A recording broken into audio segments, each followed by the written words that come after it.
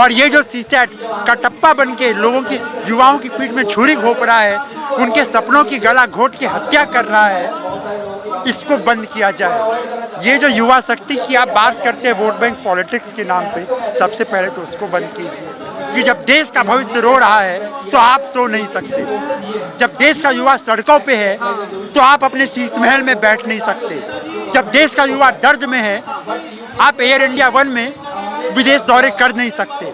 सरकार युवाओं के खिलाफ है। देखे पाँव न फूटे बीमायू का जाने पीर पर आई। किसी को शौक नहीं होता कि धूप में आके पसीना बहाएं, किसी को शौक नहीं होता कि अपने घर से निकल के यहाँ सड़कों पे बैठे, लेकिन जब परिस्थितियाँ मजबूर कर देती है तो अपने हक की लड़ाई के लिए लोगों को सड़कों पे आना पड़ता है।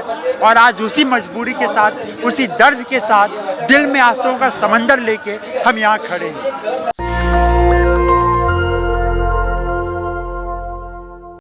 अभी मैं दिल्ली के जंतर मंतर हूँ और यहाँ पर एक आंदोलन चल रहा है। जो बच्चे यूपीएससी की तैयारी कर रहे हैं, इनकी मांग है सीसेट को खत्म कर दिया जाए। और इन लोगों ने बाकायदा एक बार ट्रेनों को रोक दिया था, कमायनी एक्सप्रेस को, इलाहाबाद में, लेकिन सरकार ने कोई सुनवाई नहीं किया। सरकार बार बार कह रही है सीसेट आपके फायदे के लिए है, सरकार समझा रही है, सीसेट के लाभ बता रही है, फिर भी आप लोग सरकार के खिलाफ, यूपीएससी के खिलाफ आंदोलन कर रहे हैं। देखिए, सरकार क्या है कि सरकार देर से समझती है। सरकार पहले नोटबंदी के फायदे गिनवाती है, फिर जब आरबीआई की रिपोर्ट आती है तो सरकार को भी समझ में आता है अरे यार ये तो नुकसान हो गया, तो सरकार अभी सीसेट के फायदे गिनवा रही है। अभी हमें पता है कि सीसेट फायदेमंद है या नुकसान है। भैया, पढ़ना हमें है, क्लियर हमें करना है। तुम कैसे तय कर दोगे कि वो फायदेमंद है या नुकसानदेह है? 2011 से लेकर के जब से सीसेट आया है, इसने छात्रों का भविष्य बर्बाद ही किया है। और मोदी जी ने कहा था कि मतलब जो समस्याएं होती हैं उसमें मौकों को तलाशना चाहिए। तो 2020 जो कोरोना पैंडेमिक थी, उस महामारी में यूपीएससी ने भी अपने जो मौके हैं वो तलाश लिए। सीसेट के पेपर को सुनियोजित तरीके से टफ बनाया जा रहा है, जिससे कि वैसे छात्र जो कि दबे कुचले वर्ग से आते हैं, जो कि हिंदी माध्यम से आते हैं, जो कि क्षेत्रीय भाषाओं से आते हैं, वो सारे छात्रों की संख्या अचानक से मेंस में गिरती जा रही है। क्या कारण है भैया? तो कैसे ये सीसेट आपके लिए लाभदेह है? ये सीसेट सुनियोजित तरीके से सरकार इसको छात्रों का भविष्य बर्बाद करने के लिए इस्तेमाल कर रही है। मैं सही समझ रहा हूँ कि सरकार युवाओं के खिलाफ है, छात्रों के खिलाफ है? सरकार युवाओं के खिलाफ है, छात्रों के खिलाफ है, ये तो युवा और छात्र खुद तय करेंगे। अगर मैं अपनी बात करूं तो सरकार की जो नीतियां हैं, यूपीएससी की जो नीतियां हैं वो मेरे खिलाफ हैं। तो मैं बोलता हूं कि सरकार मेरे बनिस्बत में, मेरे रिस्पेक्ट में तो युवाओं के खिलाफ है, छात्रों के खिलाफ है। क्या नजर आ रहा है? आप लोगों ने ट्रेन को भी रोका था, बहुत कुछ कर लिया, सरकार राजी नहीं है सुनने के लिए। सर, सबसे पहले तो मैं बता दूं, हमने कोई ट्रेन नहीं रोका। आपने नहीं, तमाम यूपीएससी के छात्र थे, एक दशक पहले रोका था इलाहाबाद में कमायनी एक्सप्रेस को। हाँ, तो यूपीएससी वालों ने इलाहाबाद में रोका होगा तो रोका होगा। बाकी ये है कि देखिए, मुद्दे ये हैं हमारे कि इस साल का पेपर बहुत ज़्यादा टफ आया है। ठीक है, टफ का मतलब ये नहीं है कि हम कठिन प्रश्न से डर रहे हैं। टफ का मतलब ये है कि जो आपने सिलेबस दिया है उसमें से पेपर टफ बनाओ जितना बनाना है, हम कुछ नहीं बोलेंगे। आप बोलते हो सिलेबस यहाँ है और पूछते यहाँ से हो, आउट ऑफ सिलेबस जाकर के आपने पूछा है, तो ये चीज़ें जो हैं ये दर्द दे रही हैं, तकलीफ दे रही हैं। तो इन चीज़ों को लेकर के हमारी मांग है। आईएएस बनना चाहते हैं, आईपीएस बनना चाहते हैं, आईआरएस बनना चाहते हैं, आईएफएस बनना चाहते हैं? भैया, मैंने तो शुरू से लेकर के अभी तक आईएएस का ही सपना देखा। आप क्या चाहते हैं? क्या बनना? आईएएस, प्रशासनिक सेवा, आईएएस। क्या करेंगे बन? बताइए। मोदी जी टीवी इंटरव्यू में कहते हैं पकौड़ा तलना रोजगार है, तो और क्या चाहिए? पकौड़ा तलिए, लगाइए पीएमओ के बाहर। नहीं सर, पकौड़ा तलने वाली बात तो नहीं। एक तो कहते हैं ना कि आदमी जब शिक्षा ग्रहण कर लेता है तो पकौड़ा तलने वाली स्थिति तो नहीं आने वाली है। हम लोगों ने इतनी काबिलियत हासिल कर ली है कि कहीं ना कहीं तो जरूर कुछ हासिल कर ही लेंगे। लेकिन बात ये नहीं है कि हम लोग जीवन में क्या करेंगे या क्या नहीं करेंगे। आज मुद्दा ये है कि यूपीएससी ने जो गलत किया है, यूपीएससी ने जो अनजस्टिस किया है, उसके खिलाफ आवाज़ उठाई जा रही है। यहाँ पास में इतना क्या क्वालिफिकेशन है आपकी? मैंने एमए किया हुआ है हिस्ट्री से। और नरेंद्र मोदी जी ने भी पॉलिटिकल, नेट भी मेरा, सर सुनिए, मोदी जी ने भी पॉलिटिकल एंटायर साइंस से एमए कर रखा है। वे चाय बेचा करते थे, हालांकि अब प्रधानमंत्री बन गए हैं, तो आप भी ट्राई कीजिए। वो भी है सर, लेकिन जब उसका इशू नहीं है सर ना कि आप बेरोजगार, मेन यहाँ पास में इशू ये है कि यूपीएससी ने कुछ गलत किया है।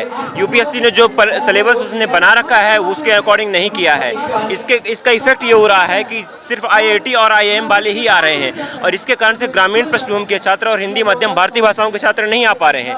और आप देख पा रहे होंगे कि आजकल एक भारत बनाम इंडिया बन रहा है, जहाँ इंडिया बढ़ता जा रहा है, भारत पिछड़ता जा रहा है। जब ग्रामीण पृष्ठभूमि के लोग आएंगे ही नहीं, जब वंचित वर्ग के लोग आएंगे नहीं इन सेवाओं में, तो आप कल्याणकारी राज्य की स्थापना कैसे हो पाएगी। भारत एक कल्याणकारी राज्य है, भारत को एक विकसित राज्य बनाना है जहां पास में सभी नागरिकों का विकास हो। हमें पिछड़ों का भी विकास करना है, हमें जो गांव में रह रहे हैं उनका भी विकास करना है, हमें महिलाओं का विकास करना है। जब वो एक कहावत है, एक हम हिंदी में कहावत चलती है कि जिखे पाँव न फूटे बीमायू का जाने पीर पर आई, मतलब जो पिछड़ों का दर्द नहीं समझेगा, जो गाँव के लोगों का दर्द नहीं समझेगा, जो वंचितों का दर्द नहीं समझेगा, वो उनका कैसे निदान कर पाएगा। कल नरेंद्र मोदी जो हैं प्रगति मैदान में थे, उन्होंने वहां से कहा कि हिंदी को अपमानित किया जा रहा है, भारतीय भाषा को अपमानित किया जा रहा है, जो कि हमारी राष्ट्रभाषा है।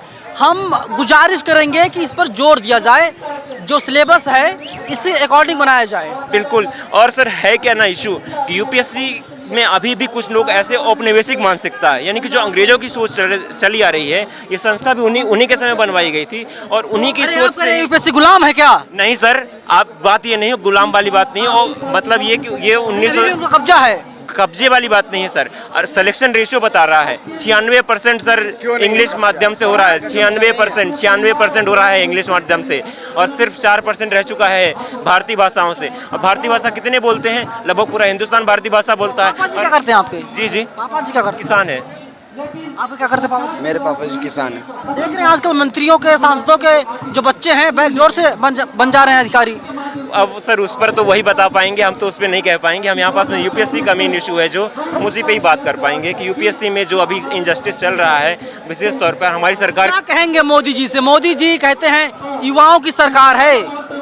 सरकार से हमारी यही रिक्वेस्ट रहेगी, मेनली यूपीएससी से, कि उसने जो सिलेबस बना रखा है वो दे, उसी के अकॉर्डिंग क्वेश्चन बनाए करे, और दूसरा इसमें सोशल जस्टिस भी लागू करे। आपको भी पता नहीं हो शायद, कैटेगरी से आते हैं आप? मैं तो ईडब्ल्यूएस से आता हूँ, लेकिन इसका ये मतलब नहीं होता हम और लोग क्या चाहिए? ईडब्ल्यूएस से आते हैं, जनरल ईडब्ल्यूएस? General EWS. आरक्षण भी मिल रहा है आपको? तो सर बात ये है ना कि अगर आप दूसरों को नहीं दे रहे हो, इसमें सी सेट में नहीं लागू होता रिजर्वेशन। ये है असली खेल कि जो जनरल कैटेगरी के हैं ईडब्ल्यूएस का आरक्षण ले रहे हैं, वे लोग भी आंदोलन कर रहे हैं और कह रहे हैं कि इसमें ईडब्ल्यूएस लागू नहीं है, वरना आप कलेक्टर बन जाते हैं। नहीं, आप समझे नहीं, पूरी बात सुन लीजिए। जो जीएस पेपर 2 होता है, इस पर रिजर्वेशन का रूल लागू नहीं होता है। सभी लोगों को 33% यानी कि 66 नंबर लाना पड़ता है, चाहे SC हो, चाहे ST हो, चाहे ओबीसी, चाहे ओबीसी हो, चाहे दिव्यांग हो, सबको लाना पड़ता है 66 नंबर ही। इस पर रिजर्वेशन का रूल लागू नहीं होता है। ये एक बहुत बड़ा 2014 पर करारा तमाचा है। जो लोग कहते हैं जो SC ST OBC अल्पसंख्यक के बच्चे हैं, वे लोग तो आरक्षण से IAS IPS बन जाते हैं। ये इस पे लागू नहीं होता है। होना यही चाहिए था कि इस पे सोशल जस्टिस को लागू करते, आरक्षण को लागू करते ही करते, लेकिन ये लोग। आप यहाँ पास में दिव्यांग भाई से, आपने हनुमान जी से बात किया होगा, तो बता दीजिए ब्राह्मण हैं, ठाकुर हैं? सर आप यूपीएससी की बात करिए ना, आप ये इस पर ही क्यों चले जा रहे हैं सर? आप सोशल जस्टिस की बात कर रहे हैं, सामाजिक न्याय की जब बात कर रहे हैं, तो जाहिर सी बात है इस पर बात होनी चाहिए। बिल्कुल होनी चाहिए सर। और यहाँ पास में हम लोग जो IAS बनता है, वो समाज के विकास के लिए बनता है, उसका समाज के विकास करना ही उसका काम होता है। अगर वो यही इन सब चीज़ों से नहीं उठेगा, तो कैसे एक समावेशी समाज का निर्माण कर पाएगा? यहाँ पास में हमारे कह रहे हैं IAS IPS जातिवादी नहीं होते, मानना यही जाना चाहिए कि ऐसा ना हो, तभी। बोलिए। आपने पूछा इनसे कि आप ब्राह्मण है या ठाकुर है, आपने जाति पूछी। हमारी जाति ये है कि हम माँ भारती के बेटे बेटियां हैं। हमारे मन में भारत, हमारे तन में भारत, जीवन के क्षण क्षण में भारत, और शरीर में कण कण में भारत। और मैं अटल बिहारी वाजपेयी जी की पंक्तियां दोहराना चाहूँगा।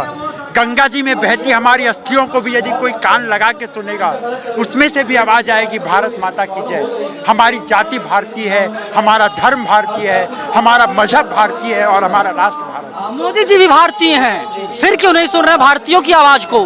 ये सवाल तो आपको उनसे पूछना चाहिए। जब आप खुद को प्रधान सेवक कहते हैं तो प्रधान सेवक की जिम्मेदारी है कि जब देश का भविष्य रो रहा है तो आप सो नहीं सकते। जब देश का युवा सड़कों पे है तो आप अपने शीश महल में बैठ नहीं सकते। जब देश का युवा दर्द में है आप एयर इंडिया 1 में विदेश दौरे कर नहीं सकते, और करते भी हैं तो ये इंतजाम करके जाइए कि इनके दर्द पे मरहम लगाया जाए, इनके जख्मों पे मरहम लगाया जाए।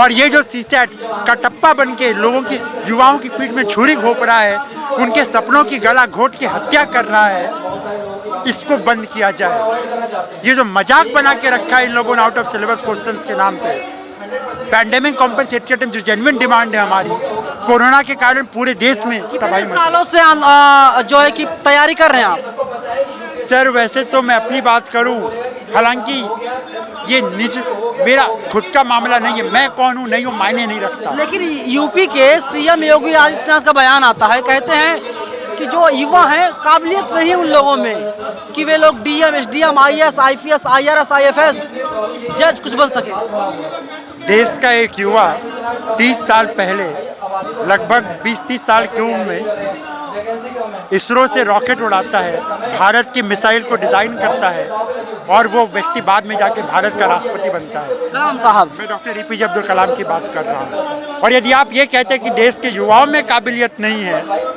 तो सवाल ये उठता है, ये जो युवा शक्ति की आप बात करते हैं वोट बैंक पॉलिटिक्स के नाम पे, सबसे पहले तो उसको बंद कीजिए। और यदि आप ये कहते हैं कि देश के युवा में काबिलियत नहीं है तो आप मुझे नहीं, देश के प्रधानमंत्री जी को झूठा साबित करते हैं, जो ये कहते हैं कि डेमोग्राफिक डिविडेंड यानी लगभग जो हमारी औसतन आयु है देश की, वो 65% आबादी 35 साल से कम की उम्र की है। बगल में यूपीएससी है, बगल में प्रधानमंत्री का कार्यालय है, घर है, जाइए गुहार लगाइए, पता नहीं यहाँ से आवाज वहाँ तक पहुँचेगी या नहीं। सर हमने 16,000 से ज्यादा रिप्रेजेंटेशन यूपीएससी को दिए। 16,000 और जवाब कितने का आया? एक का भी नहीं। प्रधानमंत्री कार्यालय में हमने 150 से ज़्यादा हैंड रिटन रिप्रेजेंटेशन दिए। पूरे देश के अलग अलग शहरों से बच्चों ने लगभग कम से कम 2,000 से ज़्यादा हैंड रिटन लेटर्स दिए।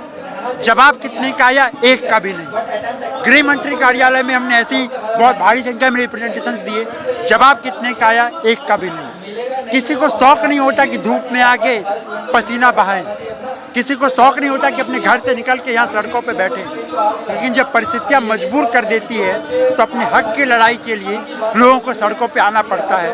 और आज उसी मजबूरी के साथ, उसी दर्द के साथ, दिल में आंसुओं का समंदर लेके हम यहाँ खड़े हैं। मैं आपसे पर्सनल क्वेश्चन कर रहा हूँ, अगर बता सकते बता दीजिएगा, आपकी उम्र कितनी होगी? आपकी उम्र कितनी होगी? मेरी उम्र 26 साल है। 26 साल। और मेरे ख्याल से जितने लोग बैठे हैं 30 से ज़्यादा किसी की उम्र नहीं होगी। जी, और जैसे यही तो सवाल उठता है, जब ऐसे प्राइम टाइम में जब देश का युवा सड़कों पे है तो सरकार को भी सुननी चाहिए, संसद को भी सुननी चाहिए। मुझे याद आती है वो पंक्तियाँ, जब संसद आवारा हो जाती है तो लोग सड़कों पे आते हैं, राज सिंहासन से जवाब चाहते हैं, सत्ता के सिंहासन से जवाब चाहते हैं, और जवाब तो सर देना पड़ेगा, क्योंकि देश की बात है, लोगों की बात है, छात्रों की बात है, देश के भविष्य की बात है। इसके साथ तो खिलवाड़ नहीं। जो कहा जाता है युवा शक्ति के बल पर ही युग का इतिहास बदलता है, जिस ओर जवानी चलती है उस ओर जमाना चलता है, लेकिन जमाना चलता हुआ नहीं दिखाई दे रहा। देखिए, मैं आपसे निवेदन करूंगा, यदि आपको जमाना चलता हुआ नहीं दिख रहा है तो चश्मे के लेंस को ज़रा घुमा के देखिए। और जो लोग यहाँ हैं, सिर्फ यही नहीं, पूरे देश में एक अंडर करंट है, बहुत भारी संख्या में छात्रों में रोष है। जो लोग, बहुत सारे लोग ऐसे दिल्ली नहीं आ सकते क्योंकि हमने बहुत शॉर्ट नोटिस में प्रोटेस्ट ऑर्गेनाइज किया था। बहुत सारे ऐसे लोग दिल्ली नहीं आ सकते, लेकिन अपने अपने शहरों से वो एक प्लेकार्ड के माध्यम से, एक ट्वीट के माध्यम से अपने जो दर्द है, जो ग्रीवेंस है उनको सरकार के सामने रख रहे हैं। ये दौर सोशल मीडिया का है, ऑनलाइन से आप जाके देखिए, लगभग हर दिन 15,000 से 20,000 से ज़्यादा नंबर से ट्वीट होते हैं। चलिए, एक इकलौती सरकार है नरेंद्र मोदी की सरकार, जिन लोगों के लिए कानून बनाती है, नियम लाती है, वही लोग सड़कों पर आकर के आंदोलन करते हैं। सरकार कहती है हम समझा नहीं पाए। किसान आंदोलन चला था 13 महीनों तक, सरकार ने कहा हमारी तपस्या में कोई कमी रह गई थी। हो सकता है सरकार आपसे भी बोल दे कि हमारी तपस्या में कोई कमी रह गई थी, हम आपको समझा नहीं पाए, सीसैट का मतलब नहीं समझा पाए। सर सवाल ये, जब आप एक संवैधानिक पद पर बैठते हैं, एक संवैधानिक संस्था है यूपीएससी। और जब आप ये 2022 के आंसर की में 8 सवाल के आंसर गलत दे देते हैं, आप ये नहीं कह सकते कि आपकी तपस्या में कमी रह गई थी, क्योंकि आपके ऊपर जिम्मेदारी है। आपके पास एक पूरी की पूरी एक्सपर्ट बॉडी है, और यदि आप ऐसी गलतियां करते हैं, माफी के लायक नहीं है। सरकार कह रही है कि धर्म की रक्षा कीजिए, हिंदू राष्ट्र बनाइए। राष्ट्र, हिंदू राष्ट्र, हम सिविल सेवा के अभ्यर्थी, हमारे लिए राष्ट्र का मतलब तो भारत है। आर्टिकल 1 जो देश का कल इस्लामिक राष्ट्र बन जाएगा साहब, क्या करेंगे? माँ भारत का संविधान जब तक जीवित है, हम संविधान की रक्षा करने वाले लोग हैं, संविधान को लेके चलने वाले लोग हैं। और 1947 से लेके अब तक और आगे तक, वक्त की आखिरी सांस तक भारत का संविधान, बाबा साहब को मानने वाले लोग हैं आप लोग? बाबा साहब को मानने वाले लोग हैं। भारत का संविधान पूरी ताकत से जीवित रहेगा, भले ही चाहे अंधेरा कितना गहरा हो जाए, उसको चीरते हुए संविधान का सूरज आगे बढ़ेगा और अपनी रोशनी फैलाता रहेगा। बहुत बहुत धन्यवाद। चलिए, यूपीएससी के जो है तैयारी कर रहे हैं लोग, और इन लोगों का साफ तौर पे कहना है कि जब तक संविधान जिंदा रहेगा तब तक हक और अपनी मांगों को लगातार ये लोग उठाते रहेंगे। कैमरा पर्सन आशीष के साथ मैं नवीन कुमार नंदन, नेशनल दस्तक, जंतर मंतर, दिल्ली। नेशनल दस्तक की आपसे गुजारिश है कि अगर इसको बचाना चाहते हैं तो नेशनल दस्तक को सब्सक्राइब करने के लिए रेड कलर के सब्सक्राइब बटन को दबाएं, फिर बेल आइकन की घंटी दबाएं। नेशनल दस्तक को बचाने के लिए बहुत जरूरी है कि हर खबर को शेयर करें, लाइक करें, कमेंट जरूर करें।